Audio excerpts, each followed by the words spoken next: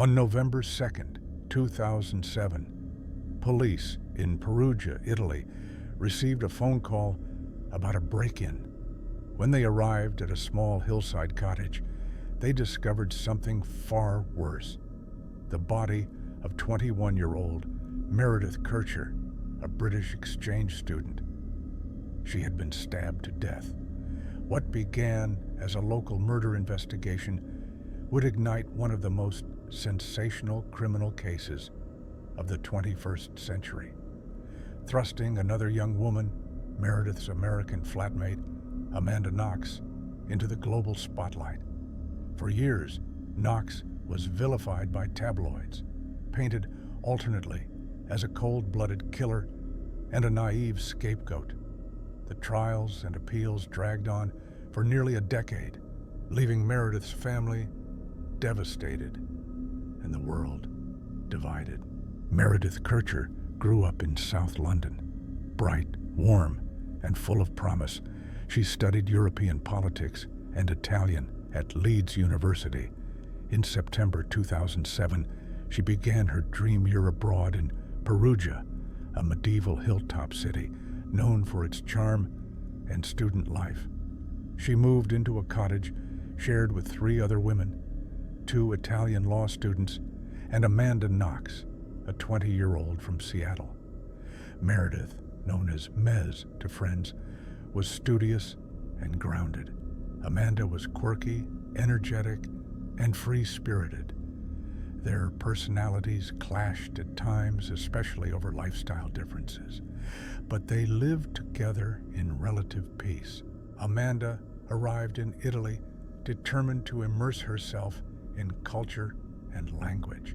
She worked odd jobs to afford her stay and picked up a waitressing shift at a local bar. Around Halloween, she met Raffaele Sollecito, a 23-year-old computer science student. The two began a whirlwind romance, spending most nights together. Meredith and Amanda attended parties and concerts, blending into Perugia's lively student scene. But just days later, tragedy struck. On the morning of November 2nd, 2 abandoned phones were found and traced to Meredith's address. Police arrived to find Amanda and Raffaele outside. The couple said the front door was open, a window smashed, and a bedroom ransacked. Inside, investigators broke down Meredith's locked door. On the floor, beneath a duvet, lay her body. She had been stabbed multiple times, her throat cut. The scene suggested both sexual assault and extreme violence.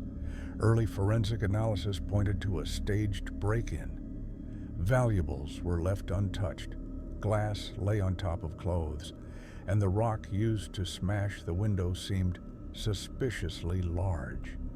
Bloody footprints and DNA traces hinted at multiple attackers. At first, Amanda was a witness, but soon her behavior drew scrutiny. She was seen kissing Raffaele outside the cottage, doing yoga stretches at the police station, and giving inconsistent statements about the night of the murder. When questioned about a text from her boss, Amanda's answers shifted. Under pressure and without a lawyer, she accused her employer, Patrick Lumumba, of being involved. Police arrested him, only to later discover he had a solid alibi. Amanda retracted her claim, saying she was confused and exhausted, but the damage was done. She had placed herself at the scene. Days later, Amanda and Raffaele were arrested. Forensic teams discovered a bloody fingerprint at the crime scene belonging to Rudy Guede, a local drifter with a history of petty crime. His DNA was found on Meredith's body and clothes. He fled Italy, but was captured in Germany. Guede admitted being in the cottage, but claimed he was in the bathroom, listening to music when Meredith was attacked by others. He was quickly convicted of murder and sentenced to 30 years, later reduced to 16. Crucially, judges ruled he did not act alone. In 2009, Amanda Knox and Raffaele Sollecito stood trial for murder and sexual assault. Prosecutors painted them as thrill seekers who killed Meredith in a twisted sex game gone wrong. They pointed to DNA evidence, Knox and Kercher's blood mixed in the bathroom, a kitchen knife from Raffaele's apartment, with Knox's DNA on the handle and a trace of Meredith's on the blade, and Raffaele's DNA on Meredith's bra clasp. The defense countered that the evidence was contaminated or misinterpreted. They insisted Amanda and Raffaele spent the night at his apartment, smoking marijuana and watching a movie. But the jury was swayed.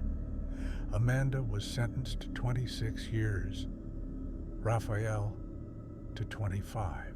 The case exploded internationally. Supporters in the U.S. argued Amanda was railroaded by an overzealous prosecutor and trial by media. In 2011, new judges ordered an independent review of the DNA. Experts condemned the collection methods and said results from the knife and bra clasp were unreliable. On appeal, Amanda and Raffaele were acquitted. After 4 years in prison, Amanda walked free, returning home to Seattle. But the case was far from over. In 2013, Italy's Supreme Court annulled the acquittal, citing flaws in the appeal. A retrial in Florence convicted Amanda and Raffaele again, raising their sentences to over 25 years. Amanda, now back in the U.S., refused to return to Italy, calling the proceedings a witch hunt. In 2015, after nearly 8 years of trials, appeals, and reversals, Italy's highest court issued its final ruling. Amanda Knox and Raffaele Sollecito were acquitted once and for all. The court cited stunning errors in the investigation and insufficient evidence. Only Rudy Guede remained convicted, serving time for Meredith's murder. Yet even the final ruling acknowledged the likelihood that he did not act alone, leaving Meredith's family with painful, unanswered questions. Amanda Knox returned to the U.S., rebuilt her life, and became an advocate for criminal justice reform. Raffaele resumed his studies in Italy, but for the Kercher family, closure never came. Meredith's name often faded from headlines that fixated on Amanda. Meredith Kercher was 21 years old, full of hope, with a bright future ahead. Her life was brutally cut short on November 1st, 2007. To this day, the true story of what happened that night in Perugia remains clouded in mystery, controversy, and heartbreak.